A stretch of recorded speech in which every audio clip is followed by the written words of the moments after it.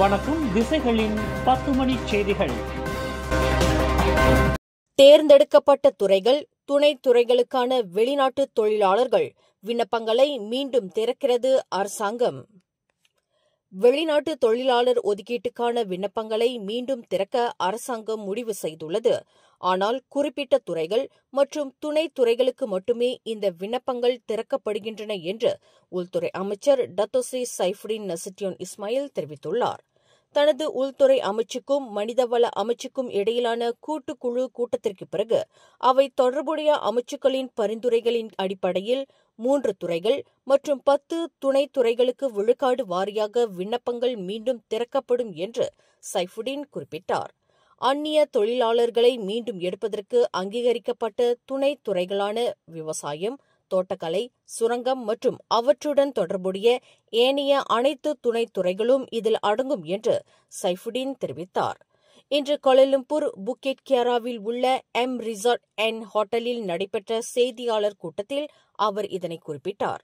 அந்நிய தொழிலாளர்களை மீண்டும் எடுப்பதற்கு அங்கீகரிக்கப்பட்டுள்ள மற்றொரு துறை சேவைத்துறையாகும். சேவைத்துறையின் கீழ் துணை துறைகளான மொத்தம் மற்றும் சில்லறை விற்பனை, கிடங்கு, பாதுகாப்பு சேவைகள், ஸ்கிராப் மெட்டல் எனப்படும் பழைய உலோகப் பொருள் மறுசுழற்சித்துறை, உணவகங்கள், சலவை நிலையங்கள், சரக்கு கையாளுதல் மற்றும் துப்புரவு சேவைகள் ஆகியவற்றுக்கு அனுமதி அளிக்கப்பட்டுள்ளதாக சைஃபுடின் தெரிவித்தார். கட்டுமானத் துறைக்கு அரசாங்க திட்டங்களுக்கு மட்டுமே விண்ணப்பங்களை சமர்ப்பிக்க முடியும். அதே நேரத்தில் உற்பத்தி துறையின் கீழ் மலேசிய முதலீட்டு மேம்பாட்டு ஆணையத்தின் கீழ் புதிய முதலீடுகளை உள்ளடக்கிய வணிகங்கள் மட்டுமே விண்ணப்பிக்க அனுமதிக்கப்படும். டாம், டிக் அண்ட் ஹேரி முறையிலான தொழிலாளர் விண்ணப்ப முறை ஒதுக்கீட்டிற்கு இனி அனுமதி இல்லை என்பதையும் சைஃபுடின் விளக்கினார்.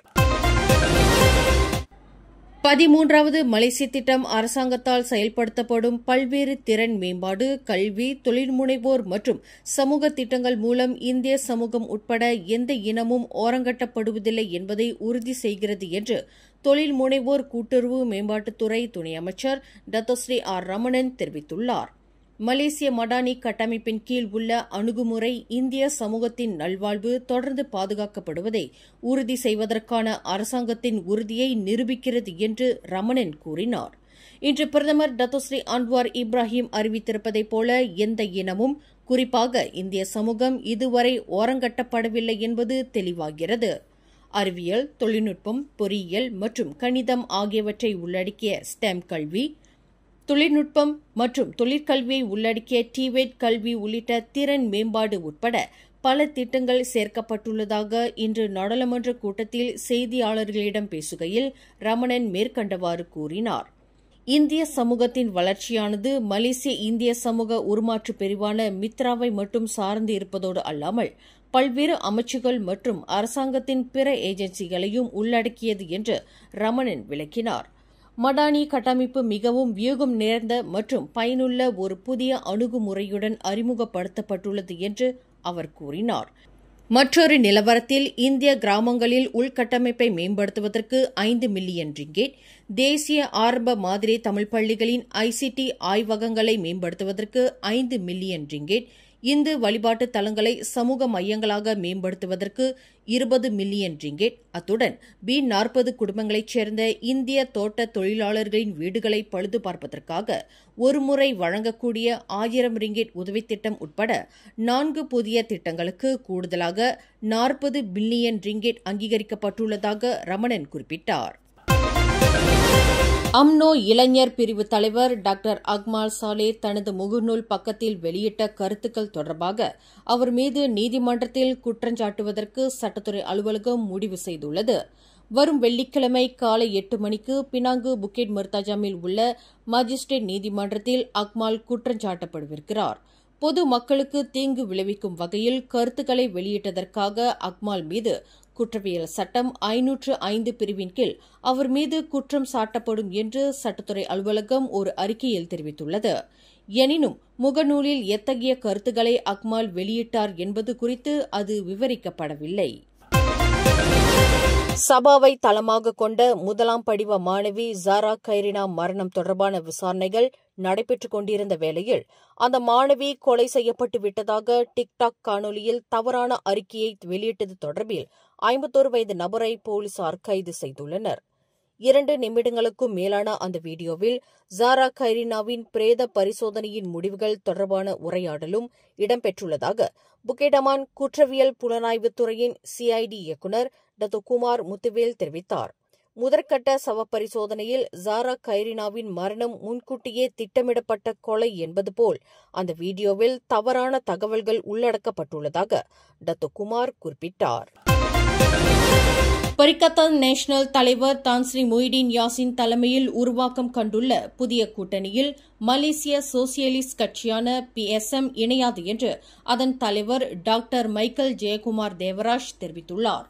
பெர்சத்துவின் தலைவரான மொய்டீன் அறிவித்த அந்த கூட்டணியில் இன விவகாரங்களை தூண்டிக் கொண்டிருக்கும் பல கட்சிகள் இடம்பெற்றுள்ளதால் அந்த கூட்டணியில் இணைய PSM விருப்பம் கொண்டிருக்கவில்லை என்று ஜெயக்குமார் குறிப்பிட்டார். மலேசியாவின் பொருளாதார வளர்ச்சி அமெரிக்காவின் வரி விதிப்பால் மெதுவடையக்கூடும் என்று முதலீடு வர்த்தக தொழில்துறை அமைச்சர் தொங்கு டத்துஸ்ரீ ஜஃப்ருல் அப்துல் அசீஸ் தெரிவித்துள்ளார். இவ்வாண்டு மலேசியாவின் வளர்ச்சி 0.6 முதல் 1.2 விழுக்காட்டு புள்ளிகள் வரை இருக்கலாம் என்று முன்னுரைக்கப்பட்டிருக்கிறது. அடுத்த ஆண்டுக்கான மொத்த உள்நாட்டு உற்பத்தியும் மெதுவடையும் என்று கணிக்கப்பட்டுள்ளது. அமெரிக்கா விதிக்கும் வரியின் தாக்கம் ஆண்டு முழுவதும் உணரப்படலாம் என்று அவர் மேலும் கூறினார். நாட்டின் முன்னணி தோட்ட நிறுவனங்களில் ஒன்றான SD கத்ரி நிறுவனம் தோட்ட தொழில்துறையில் 800 கைதிகளுக்கு வேலைவாய்ப்பை வழங்க முன்வந்துள்ளது. நெகிரி சம்பிலான் மாநிலம் உட்பட பிற மாநிலங்களில் கைதிகளுக்கு வேலைவாய்ப்பை வழங்க அந்த தோட்ட நிறுவனம் முன்வந்திருப்பதாக மலேசிய சிறைச்சாலை இலாகாவின் சேவை பிரிவின் துணை ஆணையர் ஹமட் ஃபவுசி அவாங் தெரிவித்தார். கைதிகள் திருந்திய நிலையில் மீண்டும் சமூகத்திற்கு தங்களின் பங்களிப்பை வழங்கும் வகையில் அவர்களுக்கு தோட்ட வேலை வாய்ப்புகள் வழங்கப்படுவதற்கு கத்ரி நிறுவனத்துடன் ஒரு வியூக திட்டத்தை சிறைச்சாலை இலாகா கொண்டுள்ளதாக அவர் குறிப்பிட்டார்.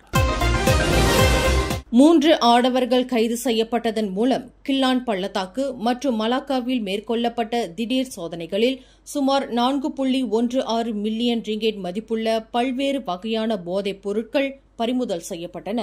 கடந்த ஆகஸ்ட் 13ஆம் தேதி மாலை 4:15 மணி முதல் மாலை 6:10 மணி வரை நடந்த சோதனையில் 25 முதல் 45 வயதுக்குட்பட்ட 3 சந்தேக பேர்வழிகள் கைது செய்யப்பட்டதாக புக்கெடமான் போலீஸ் தலைமையகத்தின் போதைப்பொருள் துடைத்தொழிப்பு இயக்குநர் டாக்டர் உசேன் ஒமார் கான் தெரிவித்தார். கோலாலம்பூரின் புக்கெட் ஜாலில் பகுதியில் உள்ள ஒரு கொண்டோமினியத்தின் வளாகத்தில் நடந்த முதல் சோதனையில் போலீசார் ஒரு உள்ளூர் நபரையும் ஒரு பாகிஸ்தானரையும் கைது செய்தனர். சந்தேக நபரின் உடல் மற்றும் காரை சோதனை செய்ததில் 26.73 கிலோ கஞ்சா கண்டுபிடிக்கப்பட்டதாக அவர் குறிப்பிட்டார். இதற்கிடையில் உள்ளூர் வாசியான 3வது சந்தேக நபர் மலாக்காவின் ஆயர் மோலேக்கில் கைது செய்யப்பட்டார். அவரின் காரில் இருந்து 18.25 கிலோ எடை கொண்ட ஹெரோயின் உட்பட பல்வேறு போதைப் பொருட்கள் மீட்கப்பட்டதாக டாக்டர் உசேன் தெரிவித்தார். ஜோஹர் பாரு மாநகர் மன்றத்திற்கு சொந்தமான வாகன இழுவை லோரிக்கு தீ வைத்ததாக ஆடவர் ஒருவர் ஜோஹர் பாரு செஷன்ஸ் நீதிமன்றத்தில் இன்று குற்றஞ்சாட்டப்பட்டார். 31 வயதுடைய வான் நஸ்ருல் ஹமட் என்ற வேலையற்ற நபர் தனக்கு எதிராக கொண்டு வரப்பட்ட குற்றச்சாட்டை ஒப்புக்கொண்டதுடன் மன்னிப்பு கோரினார். கடந்த ஆகஸ்ட் 15ஆம் தேதி காலை 11:07 மணியளவில் ஜோஹர் பாரு JB வாட்டர்ஃப்ரண்ட் வாகன சேமிப்பு கிடங்கில் அந்த நபர் இக்குற்றத்தை புரிந்ததாக நீதிமன்றத்தில் தெரிவிக்கப்பட்டது.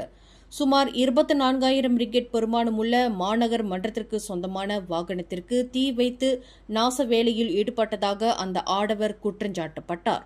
14 ஆண்டு சிறை மற்றும் அபராதம் விதிக்க வகை செய்யும் சட்டத்தின் கீழ் குற்றஞ்சாட்டப்பட்ட அந்த நபருக்கு எதிரான தீர்ப்பை நீதிமன்றம் நாளை புதன்கிழமை விதிக்கவிருக்கிறது. இன்று காலை 11:30 மணியளவில் ஆகாயப்படைக்கு சொந்தமான விமானம் ஒன்று விபத்துக்குள்ளானதைத் தொடர்ந்து மூடப்பட்ட கிடாவில் உள்ள சுல்தான் அப்துல் ஹலீம் விமான நிலையத்தின் ஓடுபாதை பிற்பகல் 3 மணிக்கு மீண்டும் திறக்கப்பட்டது. விபத்துக்குள்ளான விமானத்தை அகற்றும் பணிக்காக மூடப்பட்ட ஓடுபாதை பிற்பகல் 3 மணிக்கு மீண்டும் திறக்கப்பட்டு வழக்க நிலைக்கு திரும்பியுள்ளதாக மலேசிய ஏர்போர்ட்ஸ் ஹோல்டிங் பிரஹாட் தெரிவித்துள்ளது. விமான நிலையத்தை பயன்படுத்தவிருக்கும் பயணிகள் விமானங்களின் புறப்பாடு குறித்து அறிந்து கொள்ள அந்தந்த விமான நிறுவனங்களுடன் தொடர்பு கொள்ளுமாறு அது ஆலோசனை கூறியுள்ளது.